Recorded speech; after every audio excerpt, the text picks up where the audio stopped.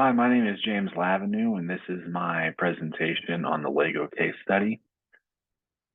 So to start off answering the first question, so in the 1990s, the toy industry was changing and changing fast. From the year 1993 to 2003, total profits in the industry declined by nearly 50%, and only the giants of the toy industry survived after the industry consolidated in those years. The mom and pop shops of the 70s, 80s, and early 90s closed, and what was left of their business went towards companies like Lego, Mattel, and Hasbro. In addition to this, consumer habits were changing. Children had less unstructured playtime than they did in decades past due to extracurricular activities and television. They also had shorter attention spans, meaning that instant gratification was preferable to using one's imagination and creativity. Their taste in toys also changed, opting for more fashionable products rather than your run-of-the-mill Legos. Birth rates were also dropping, meaning less kids in future years to play with said Legos, thus accentuating the problem. The threat of new entrants into the marketplace at a time like this would not be on Lego's radar for multiple reasons. First, there are very high barriers of entry to this industry, especially at this time. And to be able to manufacture a toy to economies of scale would require a tremendous amount of capital. Lego is very well established in the industry and has decades of experience making their Lego bricks. But no matter the toy, smaller companies in this industry will just not cut it anymore. Secondly, the toy industry in the mid to late 1990s is not a very attractive industry to get into. Lego's competition in the industry is almost solely comprised of Mattel and Hasbro. Mattel, a toy powerhouse, owns many household brand names in the toy industry. Brands such as Barbie or Hot Wheels, American Girl, and Uno all fall under that company, Mattel. Hasbro, another giant in the industry, owns brands such as Play-Doh, Dungeons and Dragons, Nerf, and their all-time bestseller, Monopoly. Any major market move that Lego makes would likely be imitated by Hasbro and Mattel. Lego's advantage lies not with their brand, but rather their franchise themes. These themes, such as Star Wars or Indiana Jones, give Lego a sustainable advantage that Mattel and Hasbro cannot imitate. In the toy industry, there's always a substitute for a product. Children's attention spans are so short that they can quickly lose interest and move on to the next toy. If a child no longer wants to play with his or her Legos, then they can go play with the American Girl dolls or their Nerf guns.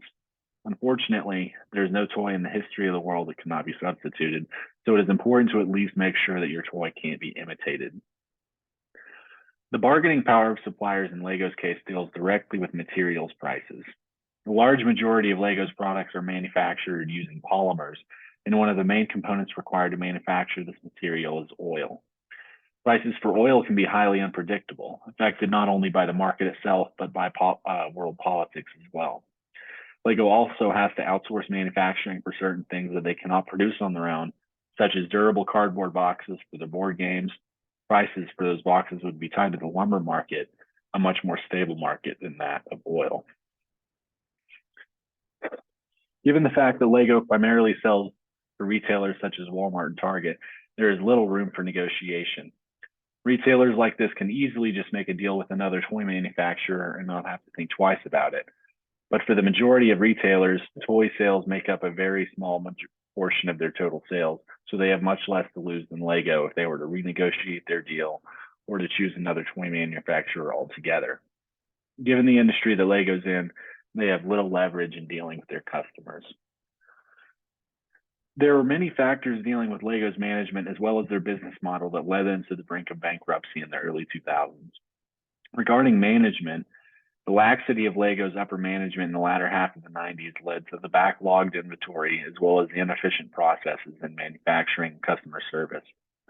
This was caused in part by managers taking shortcuts in the manufacturing processes, sometimes even calling manufacturing foremen directly to tell them to make something rather than taking the necessary bureaucratic steps. Call centers were placed in every country of operation. Even the small and only marginally important countries were fully staffed, leading to staffing inefficiencies and increased costs in labor. There were also many bad decisions made regarding Lego's business model that contributed to their first financial loss in '98. Jürgen Knudstorp cited one detail regarding Lego's business model at the time. Quote, All of these efforts to push our boundaries felt natural in our Disney-like brand stretch strategy. There seemed to be potential everywhere, unquote. This strategy spread Lego much too thin, increasing costs at an exponential rate. In 1996, they started opening Lego lands, and within 6 years, they had 3 locations in 3 different countries. In addition to this venture, they started to dabble in media production, including video games, TV, movies, and costs were out of control, and Lego's income was stagnating. In 1999, following Lego's first year of loss, they appointed Paul Plugman as CFO in hopes to revitalize and streamline the company's finances. After laying off about 10% of Lego's workforce and asking 60% of their top executives to leave, costs were only marginally reduced and revenues had not improved much. So going on to the second question. One of the strengths of Legos leading up to 2004 would be their partnerships with some very strong brands. Star Wars, Indiana Jones, DC Comics, and many others have all made deals with Lego, letting Lego depict their characters or settings with their themed sets. Lego also does well at catering to the toy-related needs of male children throughout the world. And those themed sets often have to deal with franchises catered towards boys, like superheroes, things like that. Lego has also diversified itself, segmenting its revenue into many different categories. A weakness of Legos might be the difficulty in marketing their toys. While they're trying to convince children to play with Legos, they simultaneously have to convince those children's parents to buy the Legos for them. Lego also depends almost entirely on the sales of Lego bricks. Many of those theme sets have a specific goal in mind, leaving less to the imagination and having less utility once that goal has been achieved. Lego also has difficulty in dealing with their inventory. Oftentimes, their inventory is highly backlogged and their manufacturing processes are loaded with inefficiencies due to overcomplicated costing practices. Lego has the opportunity to expand into different markets. They could potentially move into Asian markets, and even if Lego opts to not sell in those markets, they could still capitalize on cheap labor costs for manufacturing. Lego also has the opportunity to further develop Lego media. Knowing what we know now, this segment of Lego's business surely served as a lifeline and is one of their main drivers of business today. Lastly, Lego's main threat would be the substitution or imitation of their Legos. Regarding imitation, it would be impossible to imitate the theme sets that Lego owns the rights to make, and it would be nearly impossible to match Lego's excellent manufacturing standards. However, designing a toy similar to Lego's would not be difficult. The difficult part would be for a company to manufacture that toy to economies of scale. Substitution of their product is a much more likely case, still not likely, but the problem of marketing towards children but selling to their parents outlined earlier, along with the fact that they have shorter attention spans than in past decades, both contribute to the possibility of Lego toys being replaced. And question number 3.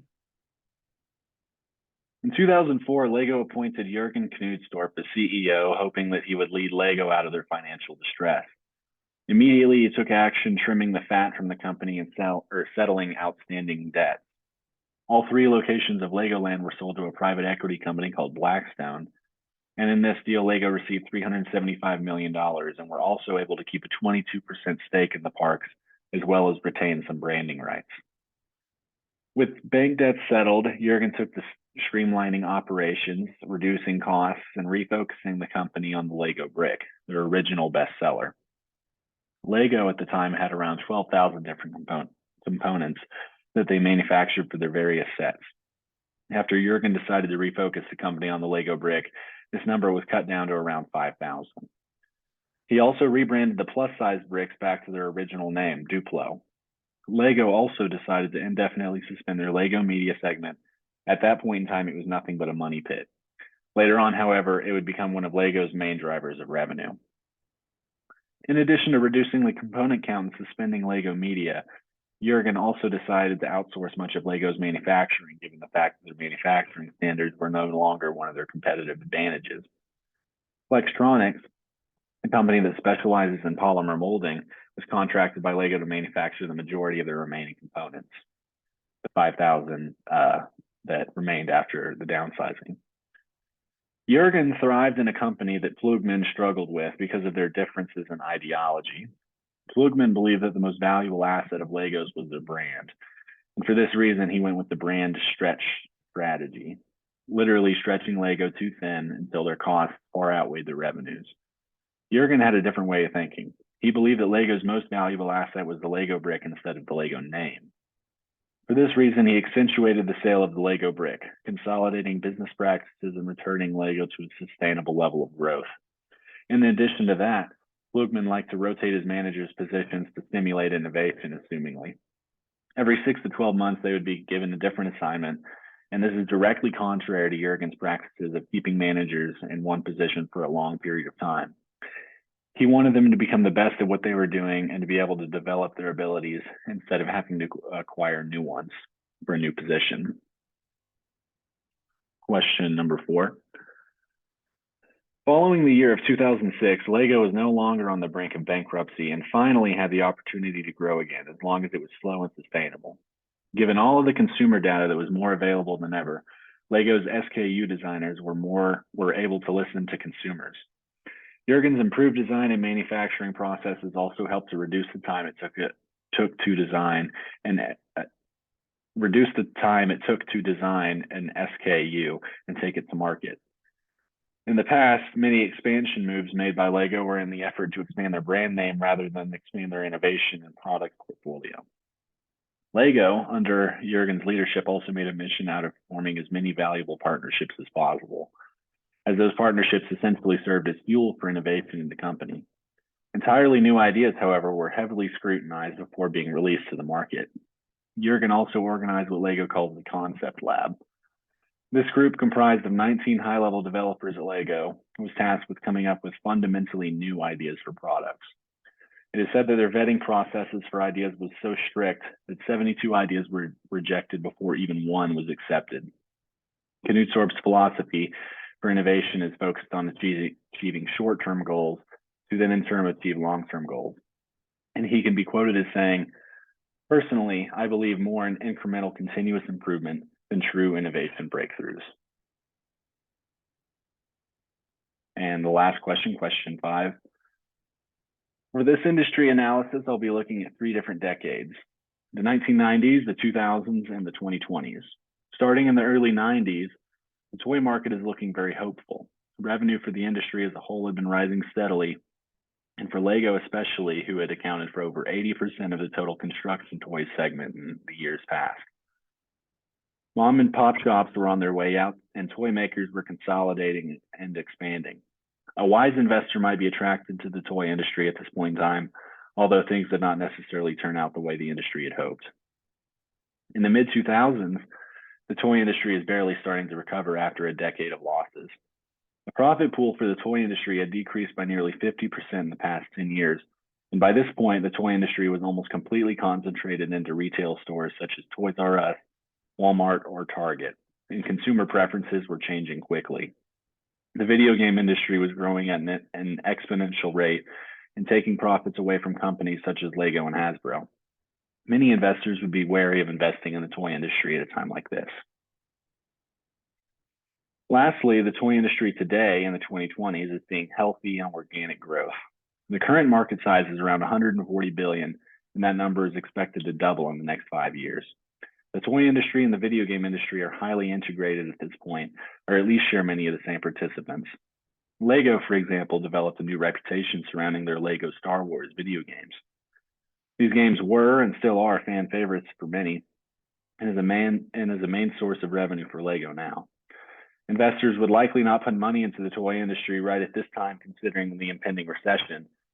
Toys are basically the definition of a luxury good and are hence likely to suffer when the market crashes. Thank you. That's the end of my presentation.